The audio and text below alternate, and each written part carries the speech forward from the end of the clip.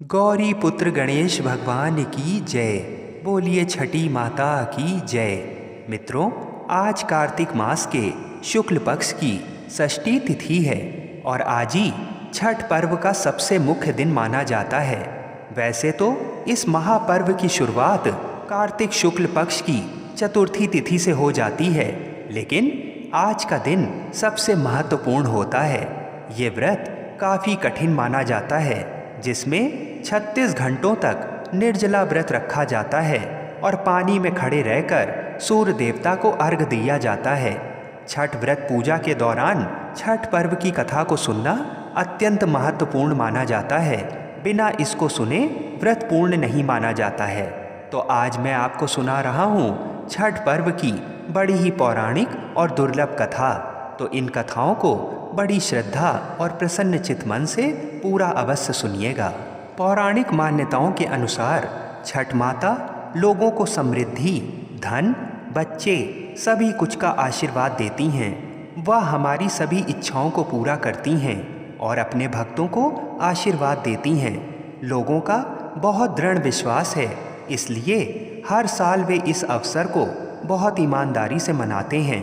वह हमारे जीवन को आनंद और खुशी से भर देती हैं और हम सभी को पसंद करती हैं। जब लोग इस पूजा को करने के बाद दूसरों को खुश देखते हैं तो वे अगले वर्ष से इस अवसर को मनाने की इच्छा रखते हैं। और ये एक और मुख्य वजह है कि ये त्यौहार इन दिनों इतना ज़्यादा लोकप्रिय है। पौराणिक कथा के अनुसार भगवान श्री राम और सीता जी ने भी वनवास से लौटने पर 3 दिनों तक उपवास रखा और छठ माता की प्रार्थना की थी। एक कथा के अनुसार राजा प्रियव्रत को कोई संतान नहीं थी। तब महर्षि कश्यप ने पुत्रेष्टि यज्ञ कराकर उनकी पत्नी मालिनी को यज्ञ आहुति के लिए बनाई गई खीर दी। इसके प्रभाव से उन्हें पुत्र रत्न प्राप्त हुआ, परंतु वह मृत पैदा हुआ। प्रियव्रत पुत्र को लेकर शमशान गए और पुत्र वियोग में प्राण त्यागने लगे। उसी वक्त भगवान की मानस कन्या देवसेना प्रकट हुई और कहा कि सृष्टि की मूल प्रवृत्ति के छठे अंश से उत्पन्न होने के कारण मैं षष्ठी कहलाती हूँ। राजन, तुम मेरा पूजन करो तथा और लोगों को भी प्रेरित करो। राजा ने पुत्र इच्छा से देवी षष्ठी का व्रत किया और उन्हें पुत्र रत्न की प्राप्ति हुई। ये पूजा कार्तिक शुक्ल षष्ठी के दिन हुई थी।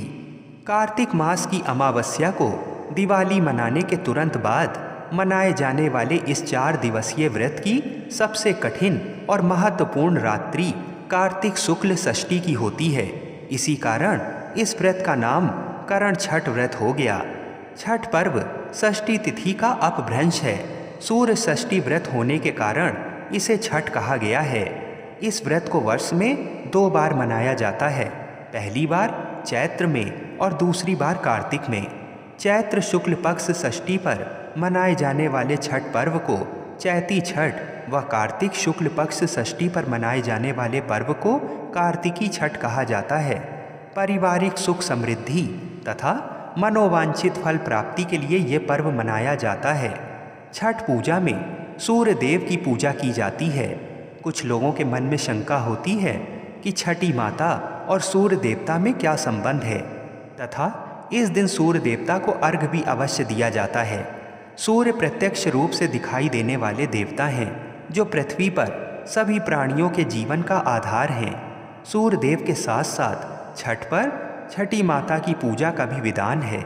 सूर्य और छठी मैया का संबंध भाई बहन का है। मूल प्रकृति के छठे अंश से प्रकट होने के कारण इनका नाम षष्ठी पड़ा। वह कार्तिकेय जी की पत्नी भी हैं। षष्ठी देवी देवताओं की देवसेना भी कही जाती हैं। पौराणिक कथाओं के अनुसार षष्ठी की पहली पूजा सूर्य देवता ने की थी। वैज्ञानिक दृष्टि से देखें तो षष्ठी के दिन विशेष खगोलीय परिवर्तन होता है।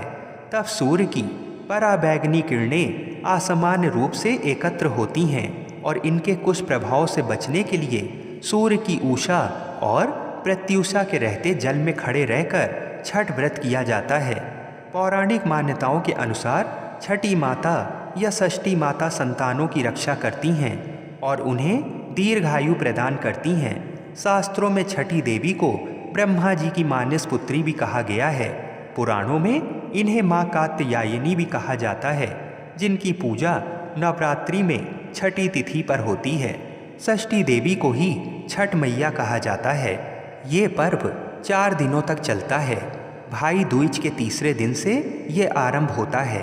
पहले दिन सेंधा नमक, घी से बना हुआ अरवा चावल और कद्दू की सब्जी प्रसाद के रूप में ली जाती है। अगले दिन से उपवास प्रारंभ होता है। इस दिन रात में खीर बनती है। व्रतधारी रात में ये प्रसाद लेते हैं। तीसरे दिन डूबते हुए सूर्य को अर्घ यानी दूध अर्पण करते हैं। अंतिम दिन उगते हुए सूर्य को अर्घ चढ़ाते हैं।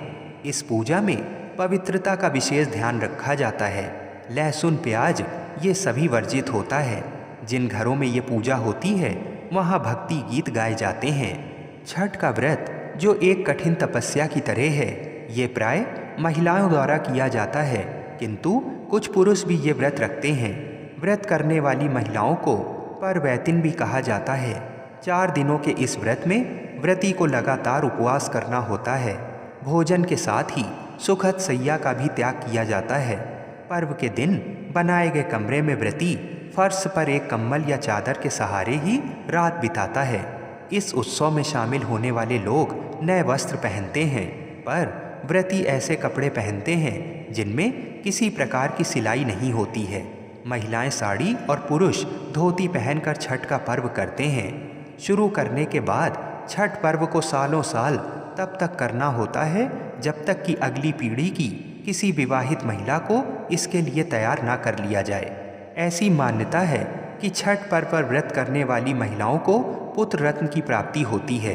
पुत्र की चाहत रखने वाली और पुत्र की कुशलता के लिए सामान्य तौर पर महिलाएं ये व्रत रखती हैं, किंतु पुरुष भी ये व्रत पूरी निष्ठा से रखते हैं।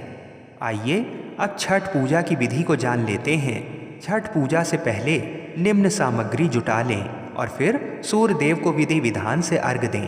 बांस की 3 बड़ी टोकरी, बांस या पीतल के बने 3 सूप, थाली, दूध और ग्लास, चावल, लाल सिंदूर, दीपक, नारियल, हल्दी, गन्ना, सुथनी, सब्जी और शकरकंदी, नाशपाती, बड़ा नींबू, शहद, पान, साबुत सुपारी, कैराब, कपूर, चंदन और मिठाई।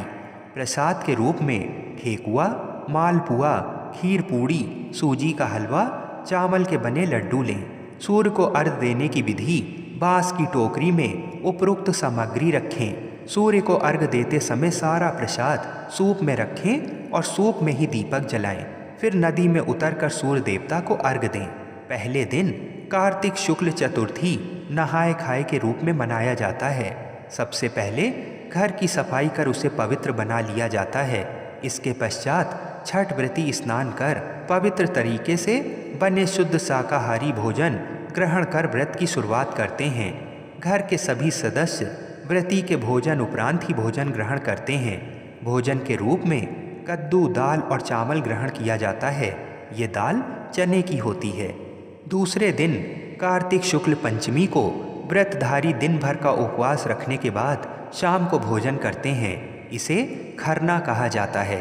खरना का प्रसाद के लिए आसपास के सभी लोगों को निमंत्रित किया जाता है। प्रसाद के रूप में गन्ने के रस में बने हुए चावल की खीर के साथ दूध, चावल और पिट्ठा और घी चुपड़ी रोटी बनाई जाती है। इसमें नमक या चीनी का उपयोग नहीं किया जाता। इस दौरान पूरे घर की स्वच्छता का विशेष ध्यान रखा जाता है। तीसरे दिन कार्तिक शुक्ल षष्ठी के दिन छठ प्रसाद बनाया जाता है। प्रसाद के रूप में ठेकुआ, जिसे कुछ क्षेत्रों में टिकरी भी कहते हैं, के अलावा चावल के लड्डू, जिसे लड्डुआ भी कहा जाता है, वे बनाते हैं। इसके अलावा चढ़ावे के रूप में लाया गया सांचा और फल भी छठ प्रसाद के रूप में शामिल होता है। शाम को पूरी तैयारी और व्यवस्था कर बांस की टोकरी में अर्घ का सूप सजाया जाता है और व्रती के साथ परिवार तथा पड़ोस के सारे लोग अस्ताचलगामी सूर्य को अर्घ देने घाट की ओर चल पड़ते हैं। सभी छठ व्रती एक नियत तालाब या नदी किनारे इकट्ठा होकर सामूहिक रूप से अर्घ दान संपन्न करते हैं। सूर्य को जल और दूध का अर्घ दिया जाता है तथा छठी मैया की प्रसाद भरे सूप से पूजा की जाती है। इस दौरान कुछ घंटे के लिए मेले का दृश्य बन जाता है। चौथे दिन कार्तिक शुक्ल सप्तमी की सुबह उदयमान सूर्य को अर्घ दिया जाता है। व्रती वहीं पर पुनः इकट्ठा होते हैं जहां उन्होंने शाम को अर्घ दिया था। पुनः पिछले शाम की प्रक्रिया की पुनरावृत्ति होती है। अंत में व्रती कच्चे दूध का शरबत पीकर तथा थोड़ा प्रसाद खाकर व्रत पूर्ण करते हैं। एक अन्य मान्यताओं के अनुसार छठ पर्व की शुरुआत महाभारत काल में हुई थी। सबसे पहले सूर्यपुत्र कर्ण ने सूर्य देव की पूजा शुरू की। कर्ण भगवान सूर्य का परम भक्त था। वह प्रतिदिन घंटों कमर तक पानी में खड़े होकर सूर्य देवता को अर्घ देता था। सूर्य की कृपा से ही वह महान योद्धा बना था। आज भी छठ में अर्घ दान की यही पद्धति प्रचलित है। कुछ कथाओं में पांडवों की पत्नी द्रौपदी द्वारा भी सूर्य की पूजा करने का उल्लेख है। वे अपने परिजनों के उत्तम स्वास्थ्य की कामना और लंबी उम्र के लिए नियमित सूर्य पूजा करती थीं। बोलिए श्री लक्ष्मी नारायण भगवान की जय। बोलिए छठी माता की जय। बोलिए सूर्य देवता की जय। जय जय श्री राधे।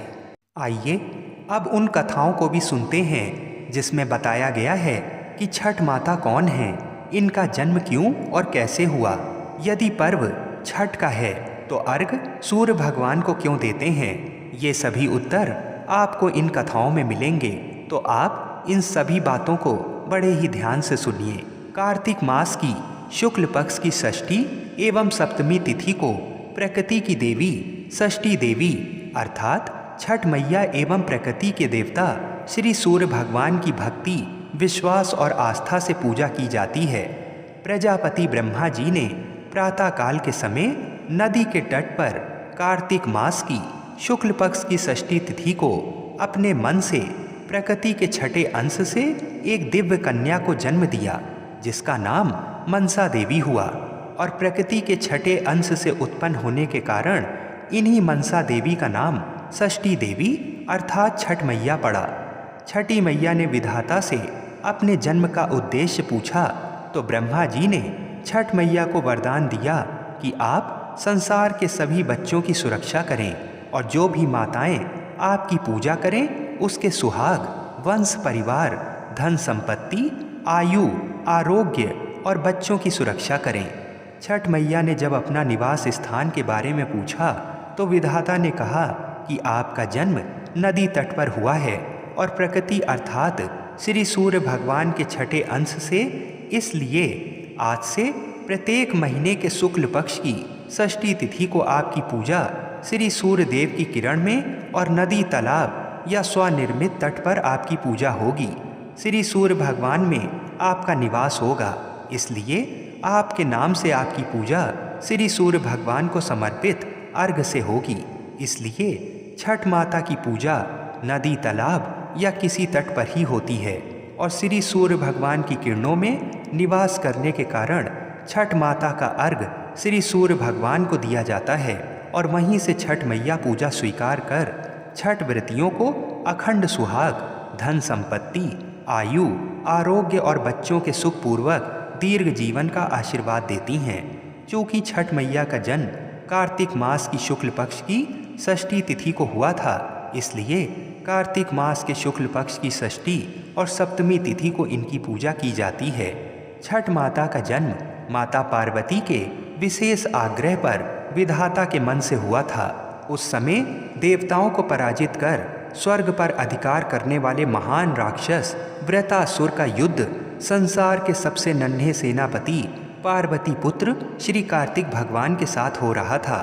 भगवान कार्तिक के पास कोई शक्ति नहीं थी तो उनके अस्त्र शस्त्र से वृत्रासुर का अंत ही नहीं हो रहा था। ऐसी स्थिति में युद्ध में भगवान कार्तिकेय को शक्ति प्रदान करने और उनकी रक्षा करने के लिए छठी माता को युद्ध के मैदान में नियुक्त किया गया और छठ मैया की कृपा से श्री कार्तिक भगवान सुरक्षित विजयी हुए।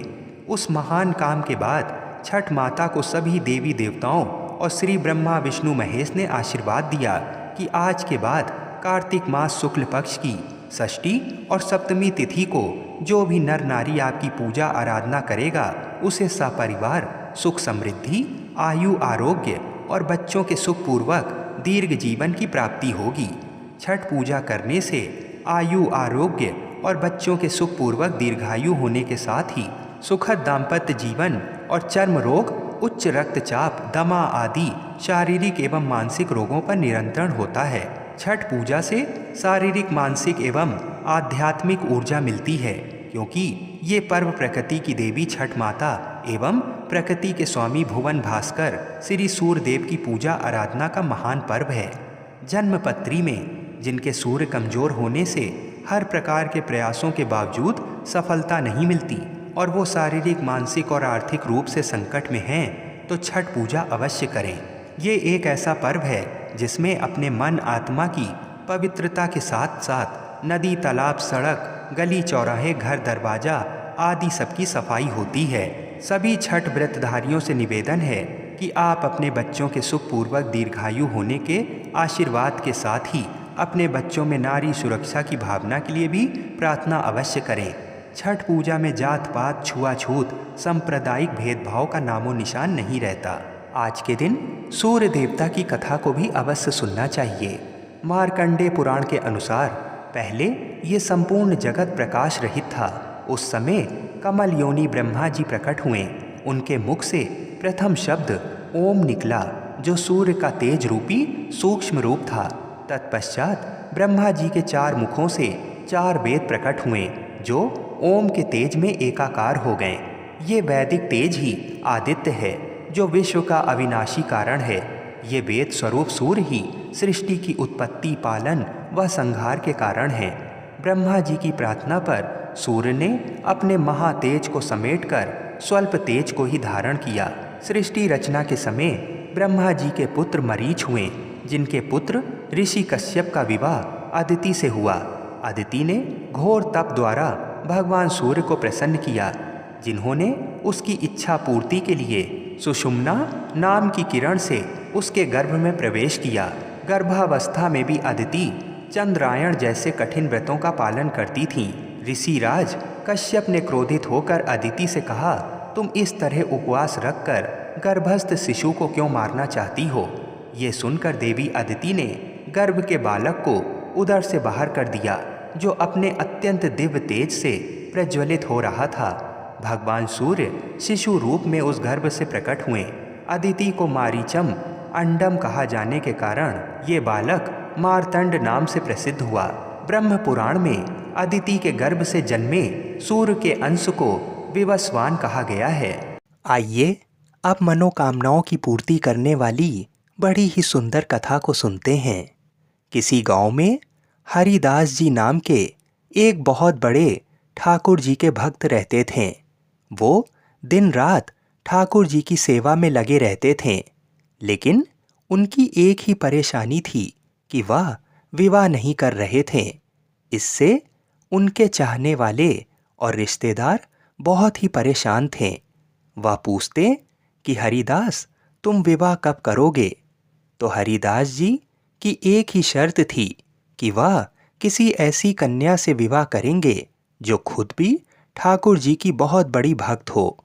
उनकी ये शर्त सुनकर उनके रिश्तेदारों ने हरिदास जी के लिए लड़की ढूंढना प्रारंभ किया।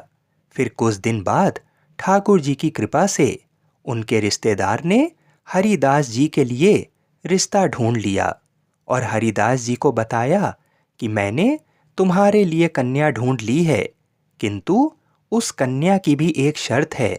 वह कहती है कि मैं उसी पुरुष से विवाह करूंगी जो प्रतिदिन 1000 संतों को भोजन कराता हो। ये सुनकर हरिदास जी बहुत प्रसन्न हुए और बोले, मुझे ऐसी ही भक्ति भाव वाली कन्या चाहिए, तुरंत मेरा विवाह करा दो। ठाकुर जी की कृपा से हरिदास जी का विवाह हो गया। अब शर्त अनुसार हरिदास जी प्रतिदिन 1000 संतों को भोजन कराने लगे। कुछ सालों तक इसी तरह सब अच्छे से चलता रहा। फिर कुछ दिनों बाद हरिदास जी का धन धीमे धीमे समाप्त होने लगा। ये देखकर उन्हें चिंता हुई, लेकिन उन्होंने ये बात अपनी पत्नी को नहीं बताई। उन्हें चिंता थी कि मैंने तो अपनी पत्नी को वचन दिया है कि मैं प्रतिदिन 1000 संतों को भोजन कराऊंगा। हरिदास जी ने अपनी सेवा जारी रखी और वह कई लोगों से कर्ज लेकर संतों की सेवा किया करते थे। हरिदास को ठाकुर जी का भक्त जानकर लोग उन्हें कर्ज दे दिया करते थे, लेकिन कुछ समय बाद जब हरिदास जी कर्ज चुका नहीं पाए तो लोगों ने उन्हें कर्जा देना बंद कर दिया। अब हरिदास जी के मन में आया कि अब मैं धन कहाँ से लाऊं। तब एक दिन उन्होंने सोचा कि मैं चोरी करके संतों की सेवा करूंगा। और आपको ये जानकर आश्चर्य होगा कि हरिदास जी धन की चोरी नहीं करते थे। वह संपन्न लोगों की यहाँ से केवल अनाज तथा भंडारे में उपयोग आने वाली वस्तुएं ही चुराते थे और संतों की सेवा किया करते थे। धीरे धीरे पूरे शहर में ये चर्चा हो गई कि कोई तो चोर है जो अन्न चुरा रहा है, और शहर के सभी धनवान लोग सतर्क हो गए। उन्होंने अपने अपने भंडारों में पहरेदार बिठा दिए, जिससे कोई भी उनका अनाज ना चुराने पाए। ये देखकर हरिदास जी फिर परेशान हो गए और उनके पास अन्न नहीं बचा था। ठाकुर जी अपने भक्त की सारी लीला को देख रहे थे। ठाकुर जी हरिदास जी से बहुत प्रसन्न हुए कि देखो कैसे बेचारा चोरी करके मेरा नाम लेने वाले संतों को भोजन करा रहा है। एक दिन ठाकुर जी के मन में आया कि आज मैं चलता हूँ हरिदास से मिलने। ठाकुर जी ने खूब सुंदर सा अपना श्रृंगार किया, खूब महंगे महंगे हीरे जवाहरात के जेवर पहने, सोने की छड़ी ली। ये देखकर माँ लक्ष्मी ने पूछा, प्रभु आप कहाँ जा रहे हो? तब ठाकुर जी ने कहा कि मैं अपने भक्त से मिलने जा रहा हूँ। फिर रुक्मणी जी ने कहा कि प्रभु मैं भी आपके साथ चलूँगी।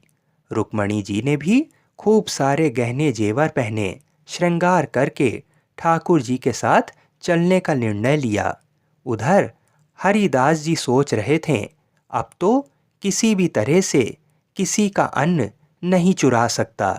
तब हरिदास जी ने सोचा कि ऐसा करता हूँ कि कोई भी धनवान व्यक्ति अगर इधर से गुजरता है तो मैं उसको लूट लूँगा, जिससे मैं प्रतिदिन 1000 संतों को भोजन तो करा सकूँगा। हरिदास जी की यही सोच थी और वो यही सोचकर एक सुनसान सड़क पर बैठ गए। थोड़ी देर में इसी मार्ग से ठाकुर जी और रुक्मणी जी गुजरने लगे। उन दोनों ने सेठ और सेठानी का रूप बना रखा था। ये देखते ही हरिदास जी ने सोचा, अरे वाह, अगर मैं इन दोनों को लूट लूँगा तो कम से कम 10 साल तक तो भंडारा कराने के लिए धन की कमी नहीं पड़ेगी। हरिदास जी उस सेठ के पास गए और कहा, जय श्री राधे कृष्ण। उनके ऐसा कहने से सेठ बने ठाकुर जी गुस्सा गए और कहने लगे, अरे मूर्ख, ये किसका नाम ले लिया? मैं किसी भगवान अगवान को नहीं मानता। और तुम्हें पता है कि इस नगर में एक चोर घूम रहा है। वो चोरी करता है अन्न की तथा जेवर की। ये सुनकर हरिदास जी ने सोचा, कहीं ये मुझे पहचान तो नहीं गया। फिर मन ही मन हरिदास जी ने सोचा कि ये तो भगवान की निंदा कर रहा है, इसे तो मैं आज अच्छे से सबक सिखाऊंगा और इसे पूरी तरह से लूट लूँगा, ताकि इसका धन संतों की सेवा में लग सके और इसे भी कुछ पुण्य मिल जाए। हरिदास जी ने सेठ जी से पूछा कि आप दोनों लोग कहाँ जा रहे हो? सेठ जी ने कहा, हमें नगर के उस पार जाना है। तो हरिदास जी ने कहा, मुझे नगर के उस पार जाने का एक छोटा रास्ता पता है जो जंगल में होकर जाता है। तो सेठ जी ने कहा, चलो तुम मुझे रास्ता दिखाओ। तो हरिदास जी ने कहा कि अभी मैं अपने घर होकर आता हूँ और फिर आपको ले चलता हूँ।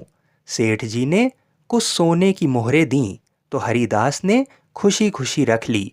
मन में सोचा कि अरे वाह, आज तो संतों की सेवा का जुगाड़ हो गया। अब मैं इनको लूटकर 10 साल तक संतों की सेवा किया करूँगा। हरिदास जी जल्दी से अपने घर जाकर अपनी पत्नी को उन्हीं सोने की मोहरों से खरीदा हुआ अन्न देकर आते हैं और कहते हैं कि तुम 1000 संतों को भोजन कराओ, मैं अभी और अन्न और धन का जुगाड़ करके आता हूँ। इतना कहकर हरिदास जी उन सेठ और सेठानी को जंगल की तरफ ले जाने लगे और थोड़ी ही देर में हरिदास अपना रौद्र रूप दिखाते हुए लाठी पटक कर उन सेठ और सेठानी से बोले कि तुम दोनों अपना सारा जेवर गहने मेरे इस अंग वस्त्र में रख दो, मैं ही इस नगर का चोर हरिदास हूँ। ये देखकर ठाकुर जी बने सेठ जी कांपने लगें और उन्हें देखकर रुक्मणी जी मनी मन हंसने लगीं कि देखो सारे जगत के स्वामी कैसे एक अदने से भक्त से काँप रहे हैं। ठाकुर जी ने रुक्मणी जी को कोहनी मारी और कहा, प्रिय तुम भी इसी तरह काँपो, ये तो मेरा भक्त है, ताकि इसको लगे कि हम लोग बहुत डर गए हैं। हरिदास जी ने उनके सारे जेवर रखवा लिए और ठाकुर जी की लाठी भी छीन ली। ठाकुर जी बोले, अरे ये मेरी लाठी कहाँ लिए जा रहे हो, यही तो मेरे बुढ़ापे का सहारा है। हरिदास ने उनकी एक ना सुनी और उनकी छड़ी ले ली। सेठानी जी के भी सारे गहने जेवर सब लूट लिए।